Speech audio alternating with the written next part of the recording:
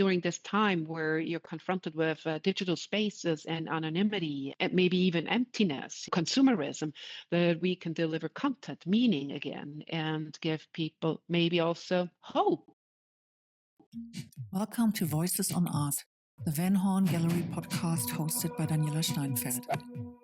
Voices on Art is available on our website van-horn.net, your preferred podcast platform, and our YouTube channel Van Horn Gallery with subtitle tools. Listen, subscribe, and leave a rating if you like it.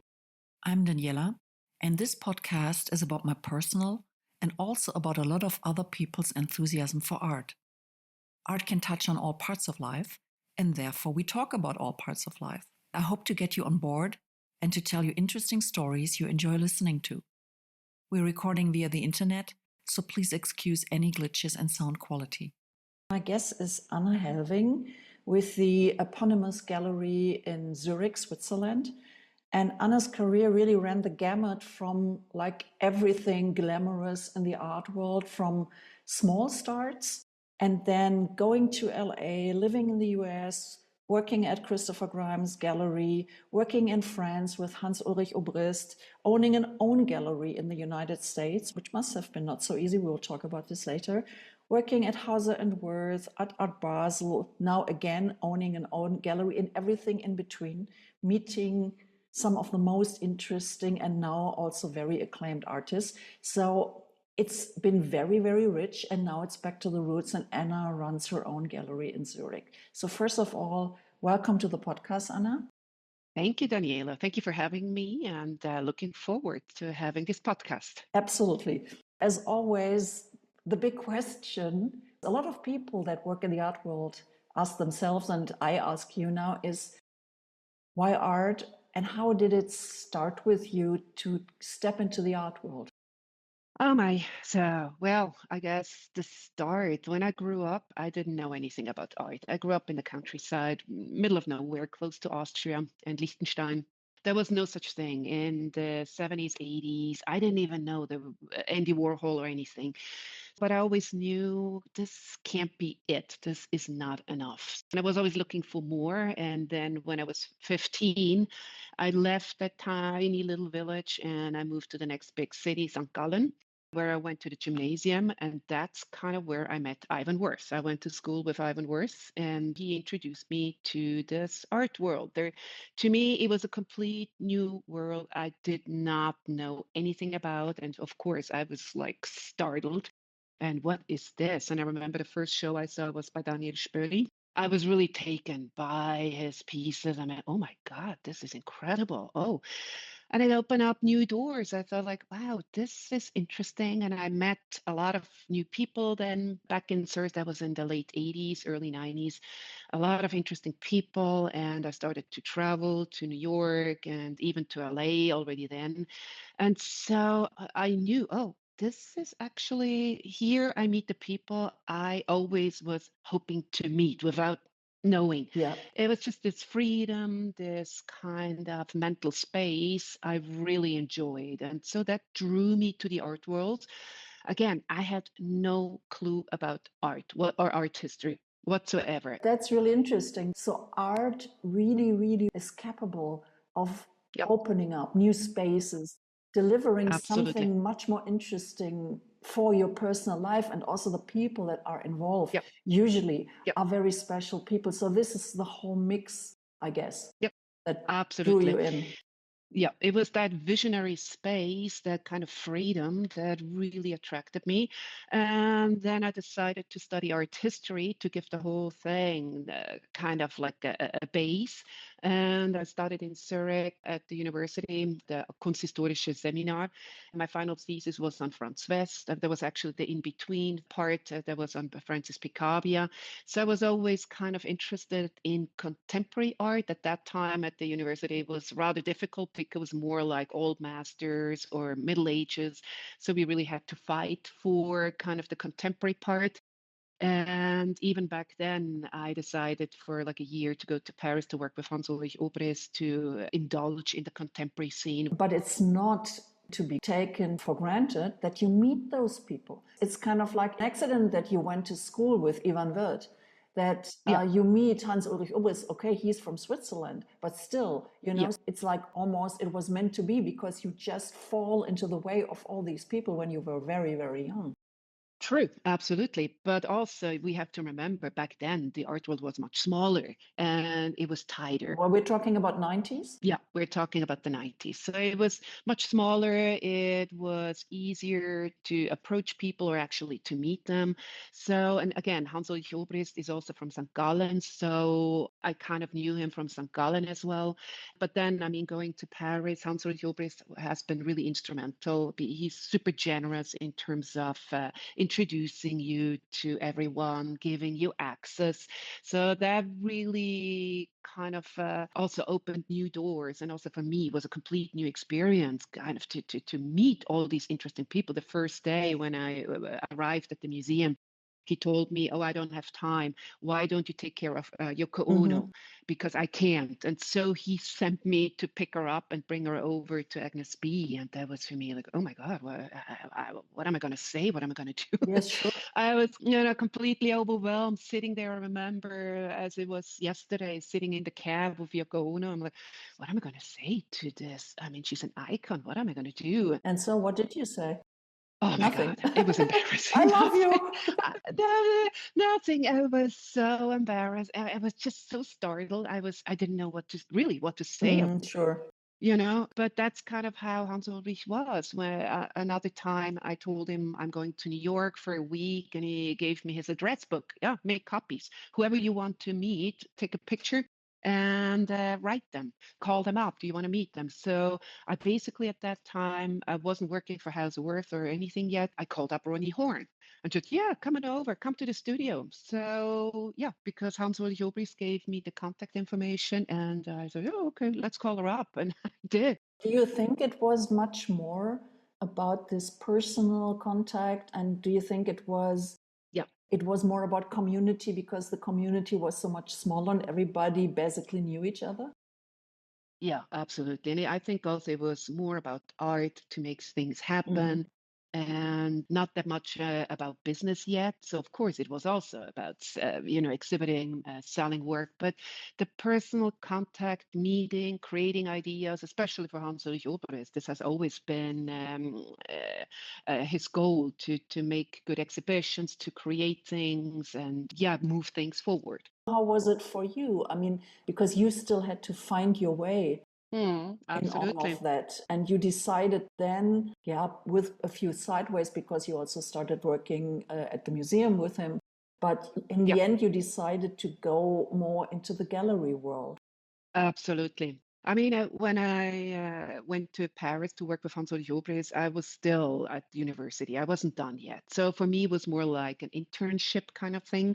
That's also when I realized I'm not necessarily the institutional type. I like the gallery business better. I also, during my studies, Saturday afternoons or so, I worked for Eva Presenhuber when she was still at Walcherturm. So I had different experiences. What is more my thing?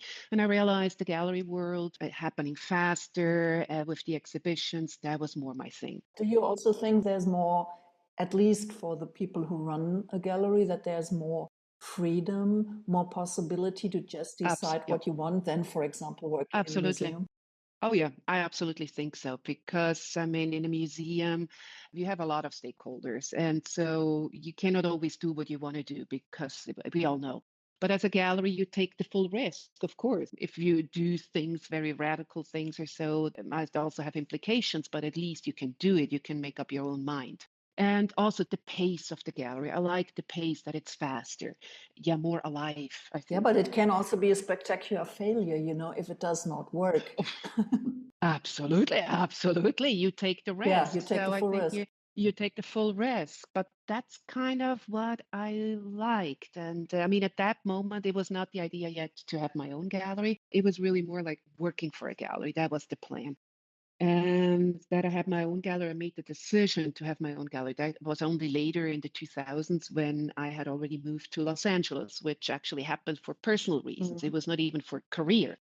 It was really because of my ex-husband at that time, my boyfriend, and it was the decision like who's going to move where, me to LA or him to Zurich. And I thought, wow, that's great, LA, wow. And Yeah. at that time, LA wasn't LA it is No, but today. it was an artist city in the Oh 90s. yeah, You absolutely. spoke about that, what a culture shock it was for you Yeah. to be in the United States, Oh yeah. how Yeah. harsh the environment actually is there to live, and Oh yeah. how little there is a security, or how little the state takes care of you. And we're used in Europe Absolutely. to be kind of like in a much more safe place. Oh yeah, absolutely. I mean, for me, going to LA, I guess if I had known, what's going to happen or kind of like how it would be, I might have stayed in Switzerland, to be completely Yeah, honest. yeah. But I think naivete kind of protected me. So I moved there, and first I also worked for Christopher Grimes, Hmm. and which is a smaller gallery, doesn't exist anymore in the meantime. But he did really some No, he great did some shows. good things. Absolutely. And he was one of the first who would show Catarina Grosse in California. So that was also for me kind of a really great thing, me with the German speaking background, and Anton Henning he would also show, so I Ah, could help yeah, with that. Anton. Yeah, yeah, yeah, yeah. He showed actually quite a few German artists back then, which was kind of radical to do that already in the 90s and the 2000s, to take that risk as a small gallery. So that was a good experience. And also, I had time to learn about LA, how it works, who are the shippers, who are the collectors, who are the Were curators. there collectors at that time? Because I remember LA in the 90s because of the artists that were there, of the great teachers like John Baldessari, great artists like Mike Kelly and the other ones, or Andrea Bowers Mm, is a friend of mine. I remember that the gallery scene was very, very, very small. At that yeah, time, it was still New York. And I remember because I visited yeah, John Baldessari, I was still an artist at that time, and he said, "Oh, what are you doing here? Go to New York. As a young artist, you need a gallery." yeah, And he provided us also yeah. with contacts. So it was really that generosity was a big thing at that time. Everybody helped each other Mm, out. absolutely. In the 90s, LA was much more of an artist Hmm. town. You're absolutely right. Things started to change in the 2000s. I opened the gallery in 2003, and then you already had Art Basel, Miami Beach. You had Frieze in London. You had the Armory. And in the 2000s, LA also started to change, and not only because there was a new gallery scene. I mean, I opened the gallery at the same time as David Kordansky, or back in the days, Daniel Hoog, who is now Art Cologne director, and Javier Perez. We were the four to open at the same time in 2003. And with that, I think also a new period started. I mean, there were collectors, kind of maybe an older generation, but that also was a time, as we all remember, there was a lot of money around until the crash in 2008. Hmm. That also brought a lot of younger collectors to the scene. And I remember there was quite something going on. I mean, local collectors, they would only collect local artists, Hmm. like LA Hmm. artists. There was quite an energy, there was quite a dynamics in the 2000s in LA. And of course, you can never live off your own city. You always have to go outside and do fairs, which I did very early on. I think the first fair I did was Miami Beach in 2004, one of these containers on the beach, which was hilarious at that time. It was a great energy, all the young galleries. It was also collectors would buy a lot of contemporary art. Yes, and they were different. They were curious. Yeah, yeah, absolutely. And if they wouldn't know the art, even better. They said Even like, better. "Oh, I don't know this. This Absolutely. is great." Which is, I think, Exactly. very different now. Interesting. Absolutely. That's also when people started to come to LA from New Hmm. York, and because they heard about all the young artists coming out of art school, I mean, studying under John Baldessari and Mike Kelly, or all of them, Barbara Kruger. And they all wanted galleries, and we were the ones to start to show them. So a lot of collectors, the Horts, the Rubels, Hmm. they all came out to Los Angeles because they also learned, oh, there's something happening that's really interesting, this young scene of artists, and even artists coming from Thomas House ago at Hmm. that time, moving from Louis England. Fisher. Urs Fischer. Yeah. So, I mean, he was already there. He was actually one of the first ones. He moved there in the 90s. And to be also completely honest, he was the one who told me about LA originally in the 90s, who told me, like, oh, LA is great. LA, something is happening. You really have to go to LA. And I thought, maybe LA, yeah, that could be cool. He was the first to introduce me to the idea, like LA is an interesting city to watch. I mean, back then I didn't know yet that I'm going to move there, but he was the first to talk to me about how cool LA is. Mm. Yeah, in the 2000s, it was a complete different city. It was something was happening. There was a lot of energy from all kinds of sides, from collector sides, from artist side. There was the new generation of young artists, new collectors, and also new curators. There was really something happening in the 2000s in Los Yeah, Angeles. it's funny how the energy where we feel it's happening. And right now, Yeah, I would say I don't know where it's happening. It's happening everywhere or nowhere. I don't know right now. But there was these yeah, times when you knew, oh, it's happening yeah, in Cologne, or it's yeah. happening in LA, or it's happening in New York, you know, Or or Berlin. yeah, or Yep, Berlin, exactly, you yep, know, or yep, for a short time in Hong Kong, or probably yep, never for artists, more for galleries. yep. You know, so right now I find it's a bit more spread out, and I wouldn't know exactly, okay, we say it's happening there because there's money, but where is the artistic center? I would say everywhere. And it used to be that there were really Everywhere. artist centers where you said, oh, all the artists are there, or all the artists are there.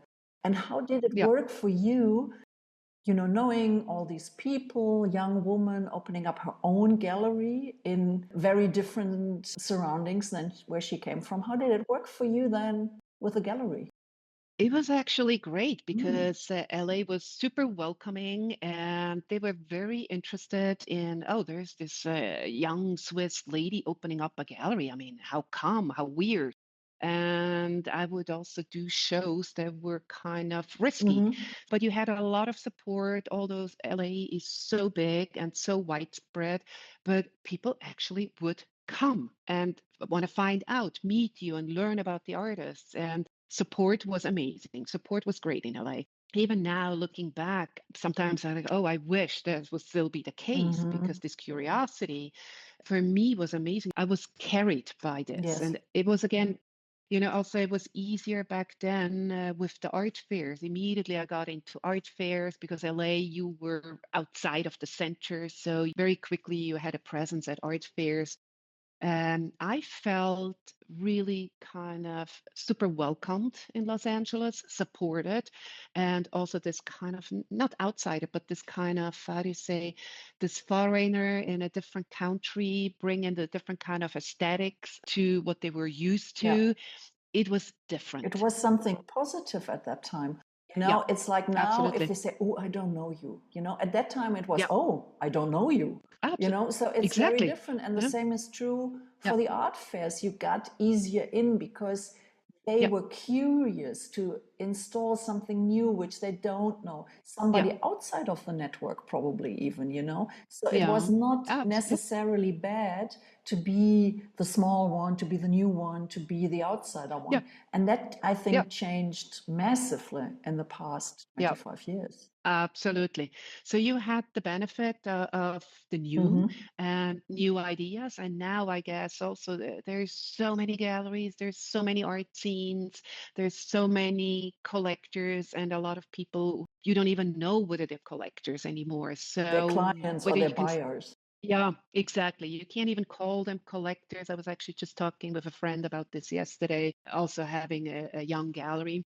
And he also said things have really changed. That idea of a collector, long-term collector who keeps buying from you over years doesn't exist anymore. His experience would be they buy a few things from you, then they move on, and then you find a new client. Yes, you have to constantly go find new clients right Yeah, now. There yeah. might be some loyal ones. Germany is a little bit more loyal, you know, but Hmm. also Hmm. not as it used to be. And also the Yeah, idea of collecting, that means probably really buying artists in depth, buying many works yeah, of one artist. That's not happening so much anymore. Exactly. But Yep. what made you then, when it was good for you? I mean, okay, you said you had some culture shock because of the harshness, Oh yeah. Yeah, but then there absolutely. was this great positive energy, and you were young, and the sun is shining in LA, and it's just like great to be there. And Absolutely. Yeah. and Urs Fischer is still there, and Mhm. so what made you leave? It was really personal reasons. I mean, things were developing really great. I mean, during the last year was even the first time at Art Basel, and everything was happening. But then, I had a young child. She was at that time not even 2 years old. There was the separation, and me being a single mom and having a gallery far away at that time, still, I mean, it's still far away. It hasn't changed. But at that time, it felt even further. The art market still happened in New York and in Europe. So I had to travel all the Mm, time. And it's not something you could do just for one day quickly, from here to Zurich to London. And then in the evening, you can take the flight back. You were gone at least for like 3, 4, 5 days if you went to New York. The flight by itself is like 5.5 hours from LA to New York. So I realized I have to make a decision, either my daughter or the gallery, mm. and to simplify my life. And so, of course, I chose my daughter and I decided to take a job again because, as we all know, to run a gallery, to own a gallery, is a lot of work. 24/7. It's Yeah, 24/7. you have to do it all. Hmm. So, and I knew I have to simplify my life. I have to have more time for my daughter. Otherwise, I'm not going to see her anymore. There were moments when I had like what, 2, 3 nannies working for me just to have time for the gallery.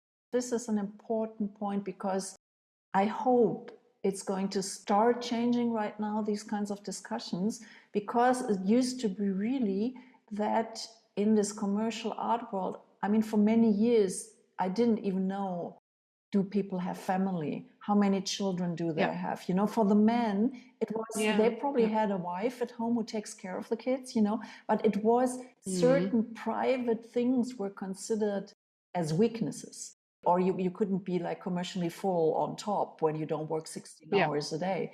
And I think yeah, really that this hopefully changed and hopefully changes more, that we yeah. are human beings and we have to lead a full human life, and the art Mm, world should should support this. yeah, It should be not discussed that you can run a successful business but still have the time to take care for your children.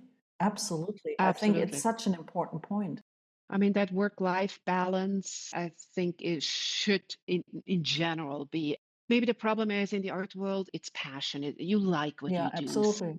The borders are blurry. So you don't know anymore. Is it now kind of a hobby? Is it a job? Or is it private or business? I mean, for Yeah. sure, like Yeah. we are all friends with a lot of museum people, with a lot of artists, Yeah. with a lot of collectors. I Yeah. go on holidays with my collectors.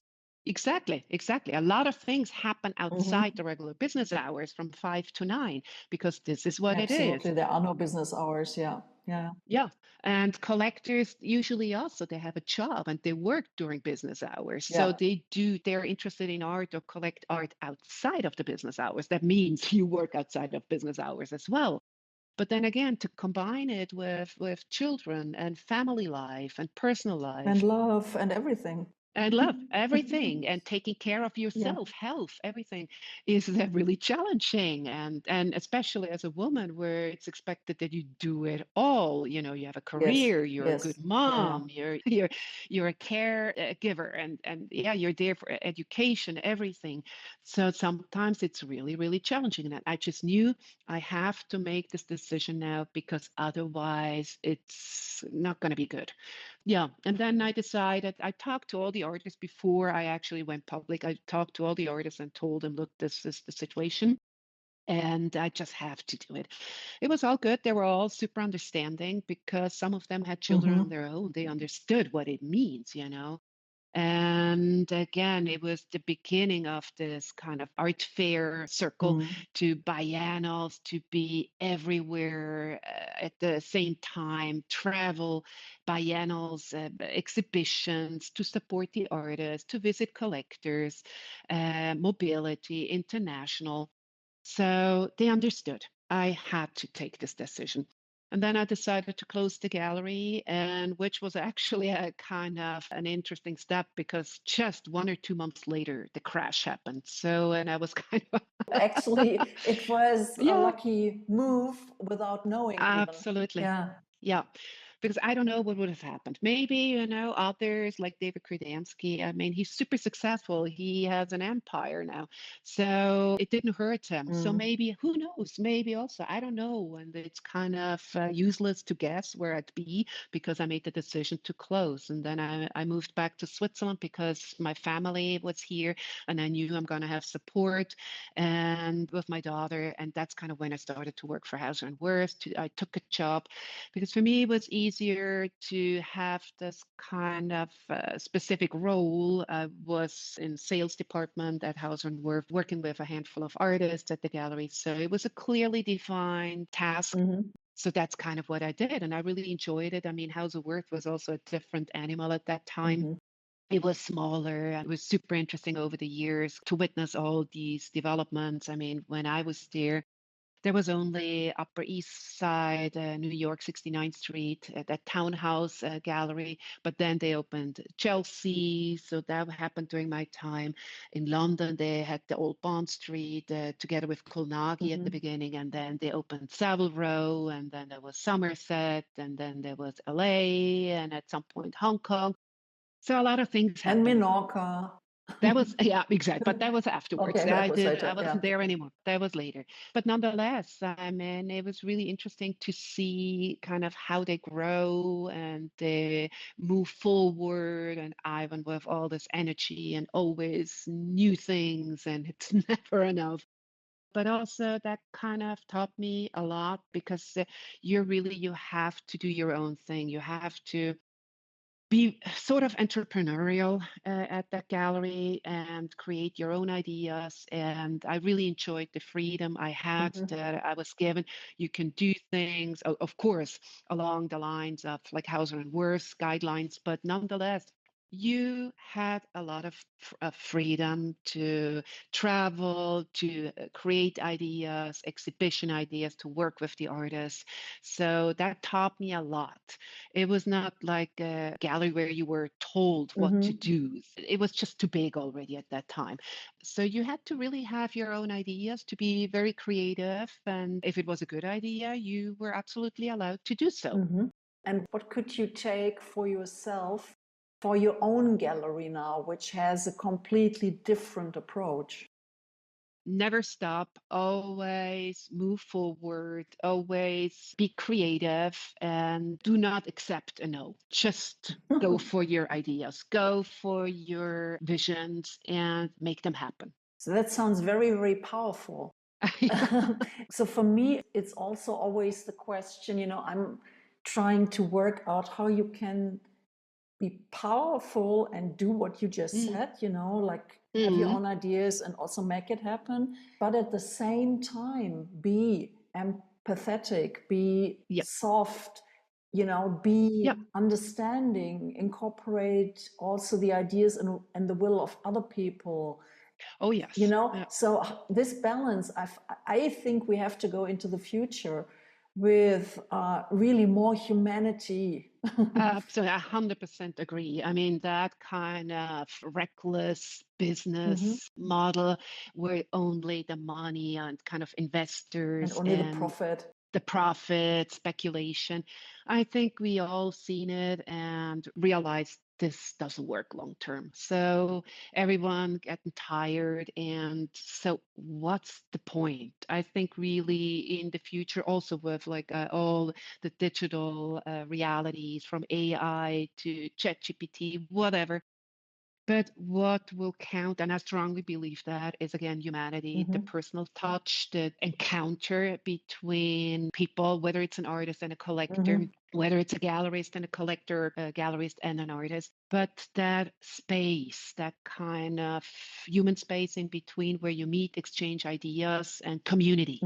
So I think that is really important for the future. I think, at least in some parts of this business, on one hand, we have more and more digital marketing, we have AI, we have all these social media platforms, and it seems to grow and grow and grow and grow and become uncontrollable. And on the other hand, a lot of my collectors are on none of those platforms. A lot of my collectors want to meet me personally, want to see the work in real. So the Absolutely. artists want to make exhibitions in real spaces. I think at least part of this business is probably really going back to a more, probably even reasonable, but to a more human sized model. Absolutely. Also, what I think that kind of international, everywhere, everything is also not the future. So it's going to be more local or maybe regional. I mean, I'm not just saying it's kind of the city and around the city, but beyond like Europe or maybe is America. But still, that it's kind of again something you can reach where you can easily travel to. As we all know, traveling has become lately complicated again and with stipulations, and also shipping has become super expensive. Absolutely. So, then maybe also, yeah, the focus again of what you have around you within certain kind of areas. Why not? And I think that's going to be, again, more important in the future than just being everywhere, anytime. Yeah. Do you think that has to also apply to art fairs? Because what I also found really interesting is that for a while you are working in the VIP program, or in the VIP Hmm. organization of Yeah. Art Basel. Yeah. And Yeah. that Exactly. is, that's a very different approach again, to be behind the scenes of an art fair as a former Hmm. gallerist and now gallerist Hmm. again. So how did that change your view on things, or what would you say that for us the importance or also the future of art fairs? What do we need from art fairs? Yeah.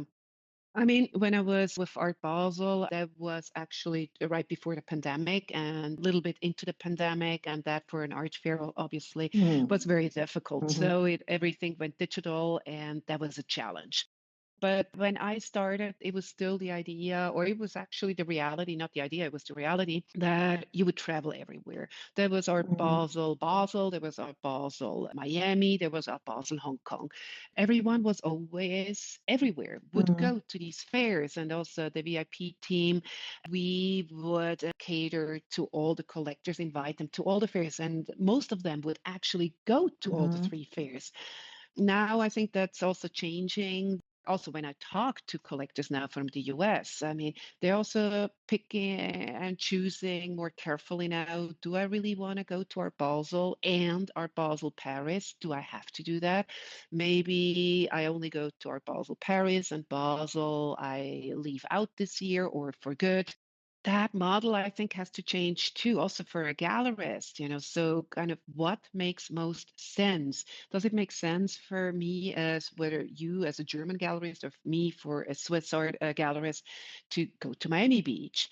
Do Mm-hmm. I have clients in the US? Do they support the program? Are they willing to pay the shipping? And so for me, with my new gallery now, American fairs right now is not an option because I don't think with shipping and everything and where the whole world is going, that international art fairs or an art fair in Hong Kong is Mm-hmm. something that is of interest to me. No, I'm absolutely with you. I completely understand. And still, I mean, I think actually because the art world started like this, it started small.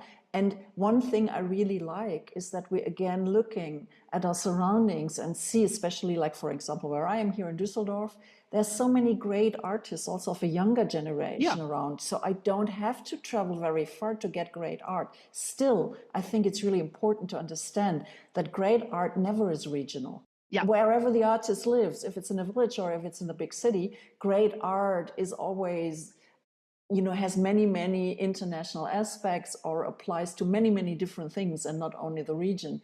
And we want yeah. to still keep in touch. This is, for example, what we are talking, Hmm. we want to still have the international connection without the hassle, I'd say. Yeah. Absolutely. No, you have to have an open view. You have to see what's going on. Traveling is still important to actually go to places and see what's happening and what is the energy there, because that might be very different from what you experience in Germany or what I especially experiencing in Switzerland. Mm-hmm. Those are different realities. So to keep an open mind and connect the dots, that I think is crucial, to not become kind of a super regional gallery and just a very closed kind of view on things. Mm. Absolutely. But do you think it's more a mental space, it's more an attitude that creates that opening? Or what, for example, would be the activity? Because I really am completely with you to say, like, for me right now, an art fair in Asia or in the Emirates for sure, Mhm. or in the US does not make sense on very, very different levels. And one Yeah. of this is commercial, but there are also other levels. So how do we deal with that? What do we give our collectors? What do the art fairs give to us? What do we give to each other and the artists? Especially you in Düsseldorf or also Berlin, you have a lot of international artists who Hmm. come to study or live Yeah, in these that's true. towns. So you already have the international world within Germany. So that already brings that bigger picture. True. You already have it right there. So you don't even need to go necessarily to places. Anna, I wish everybody would really recognize that because you're so right. And it's Yeah. like, and I'm really constantly try to hammer it into the people to see, please Hmm. look what we have. Yeah. And now it's a woman from Zurich who has like the open view from outside says, hey, you have it all. From Yeah. the Yeah. inside view, sometimes it's very different. Absolutely. From a business point of view as a gallery, what better can you do, to have an open mind, to have artists who live in your city, who come from other places, to have that open mind, that international point of view. But at the same time, shipping costs are minimal because it's just from True. maybe other side of town, Yes. so you don't have a crate being built, having to be shipped or flown from, I don't know, from Hong Kong, China, or from the United States, and you all have it right there. So it's a really amazing setup you have right there in front of your nose. Yeah, yeah, that's absolutely true. And what would you say? I mean, sure, you lived in Zurich, you know Zurich, you're Swiss yourself, Hmm. and Switzerland has a lot of money, but still the community is quite small. So, what It is. would Yep. you say is the speciality? Why it is good for you to have a gallery in Zurich again?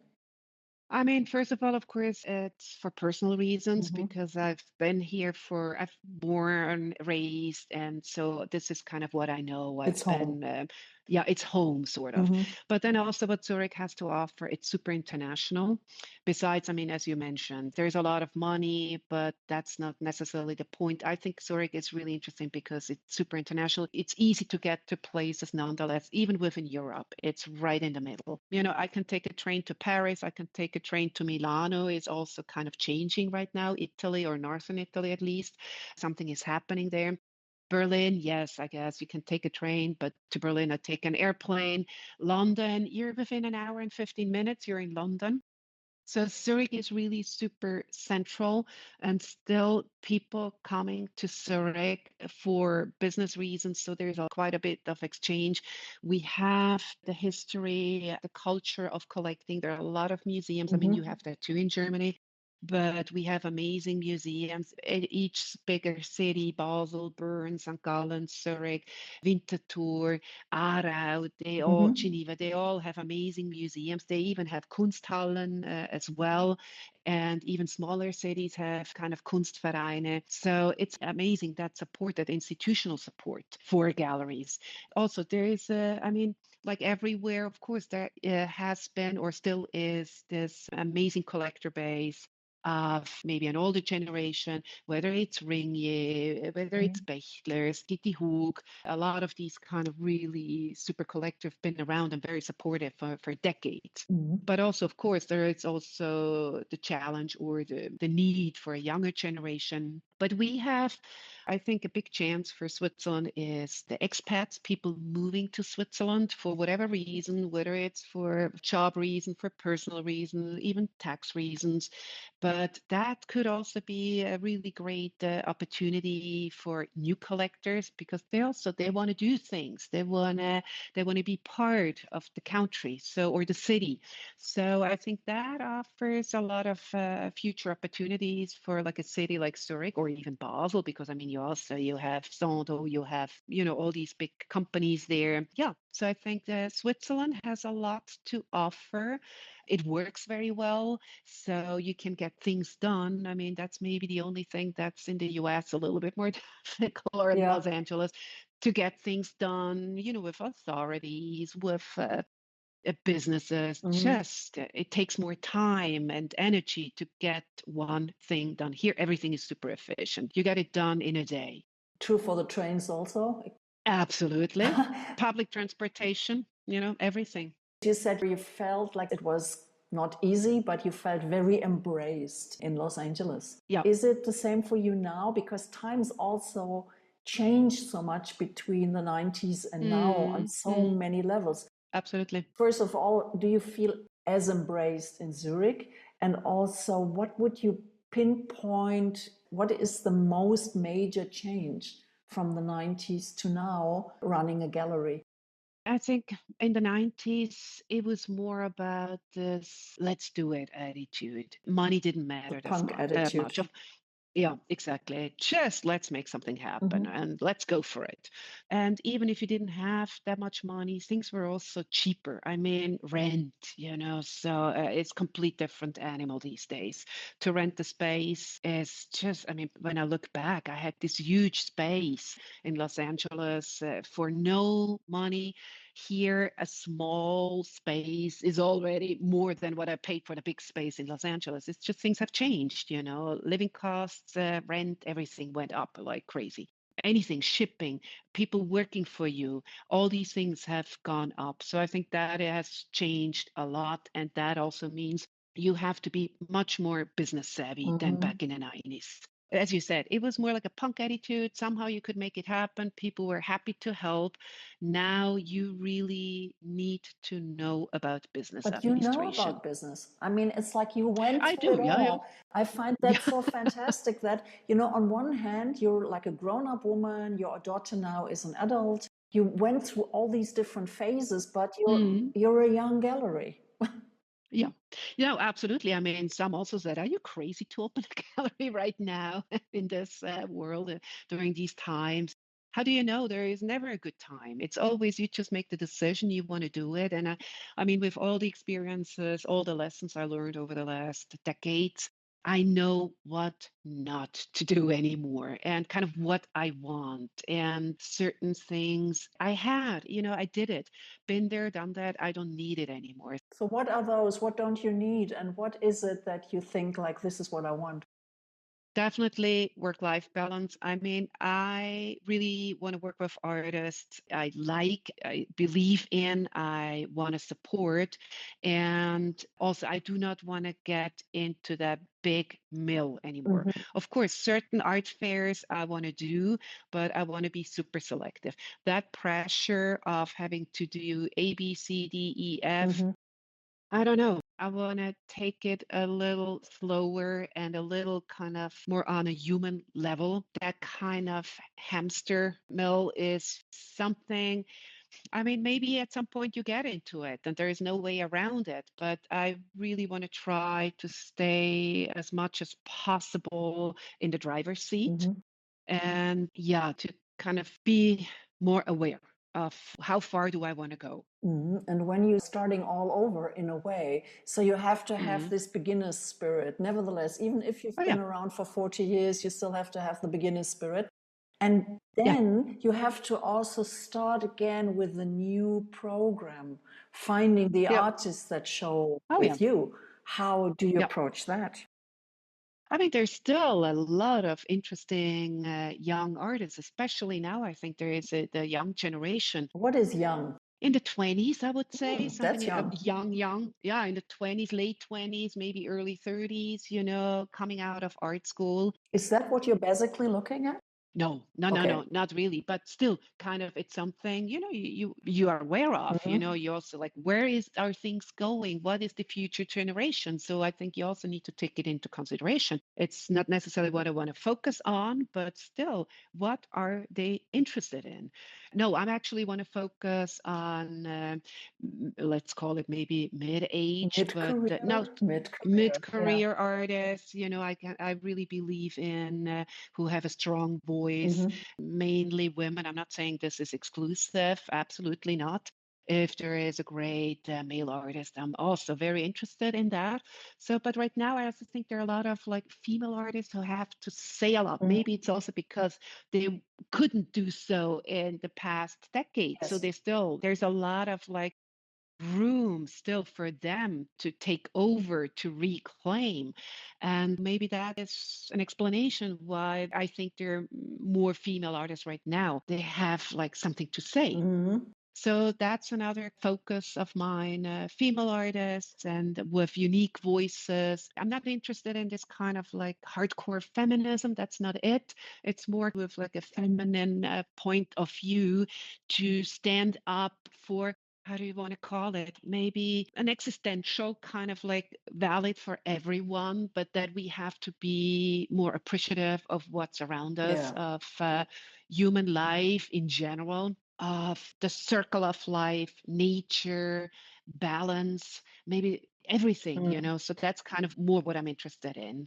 There is so much great art where you don't see necessarily if it's made by a woman or a man, but Yeah, then luckily it's made by a woman, you know? yeah, Not absolutely. all art is kind of like obviously gender based, but those Yeah, those no, voices absolutely of not. women weren't heard before, so they are heard probably since the last 10 years or so, and Yeah, it's getting better and probably worse again. We don't know right now. yeah. Yeah, and maybe there is like a softer touch to female artists and a warmer touch, maybe a more human touch. I don't know. Again, like that's where we started, humanity, community, these kind of like spaces where you together and exchange information. So that all comes together. Anna, what I also wanted to ask you is really, how do you see the roles of galleries today? What do we have to offer? What do we have to deliver? I think since the world has changed or is still changing dramatically, I think also the role of a gallery is changing. So maybe a couple of years ago, younger artists were very demanding, expected because of all the big galleries offering all these services from flying around the world, having shows in many different locations, and production costs being covered because at that time everything would sell, even the big installations. But since things are changing now, I also notice that artists are willing to actually work together again on a level that is much more collaborative and not with all these expectations. So I think for a gallery, it's again, I see my duty or my goal of making things happen on a level that is about the artwork and not just about kind of producing big pieces or support the narcissistic kind of vision. Mhm. So maybe to put it frankly, so yeah, to of course still promote an artist, to get an artist in museums, in exhibitions, and being seen and having the opportunity to the voice to be heard. But it's much more on a mutual level than it was before. That an artist is also willing again to take responsibility for ideas and the projects, and you as a gallery still you do whatever you can to realize an important work and to promote it as much as possible. But yeah, things are changing. What has been possible years ago, I think, is just there's not the need anymore. Do you think that we have something to give to society as people that not only make business but also create culture? Oh, absolutely. I think we're still, especially during this time where you're confronted with digital spaces and anonymity, and maybe even emptiness, consumerism, that we can deliver content, meaning again, and give people maybe also hope or Beauty. comfort. beauty, whatever it is, but content.